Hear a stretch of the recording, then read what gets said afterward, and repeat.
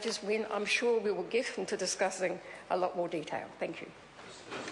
Dr Cam Calder. Mr Speaker, it's a great pleasure to rise and speak on the marine legislation bill. And I must say I enjoyed the contribution from the member who's just sat down, and it betokens the pleasure and enthusiasm I think that members of the committee had in considering this rather arcane but nonetheless interesting piece of work. A lot of work that's been done. It enjoys widespread support across the House, and that in itself is a pleasure. And I'd like to acknowledge the chairmanship of David Bennett. I've just had the pleasure of joining this committee, and it's a regret to me that I wasn't there for the consideration of this piece of legislation.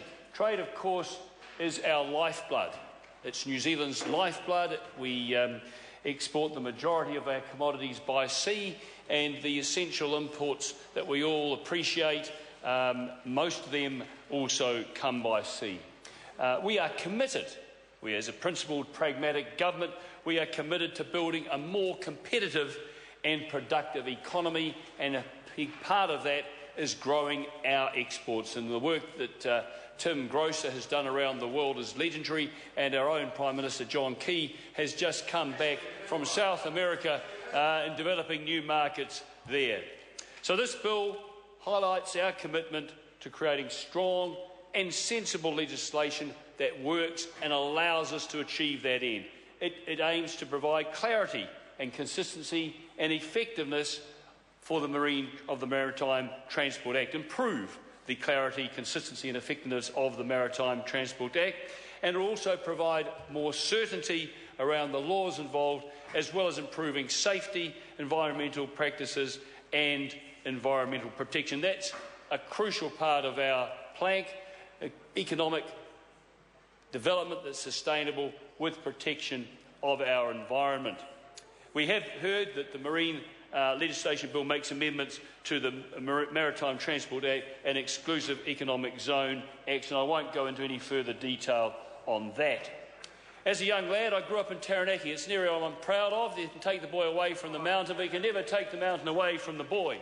One of my earliest memories is going down to Namutu Beach and seeing a nodding donkey oil well. An oil well, I was told, was one of the longest serving producing wells in the country.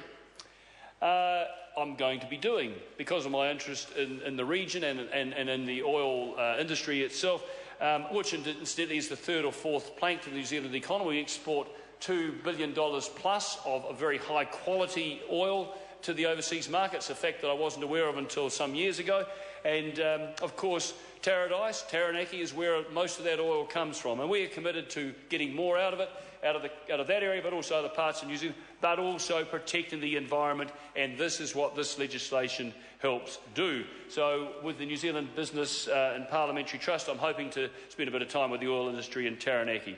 The industry's worked very well over the decades, very, very well indeed. There have been a very, very small number of extremely minor oil spills, but this legislation actually provides some clarity in terms of civil liability for pollution of the marine environment from marine structures.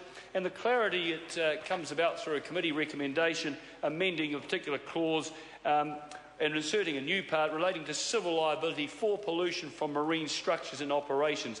This makes it clear that insurance requirements extend to pipelines which are connected to offshore installations. So it is a very positive piece of legislation. The other area that it deals with is in the similar part of the legislation, in that the Maritime New Zealand will remain responsible for oil spill response and emergency dumping, as the expertise and power to deal with these aspects lie within its scope. Mr Speaker, I commend this bill to the House. This is a split call. Honourable Ruth Dyson. Thank you, Mr Speaker. I'm delighted to join with the other members of the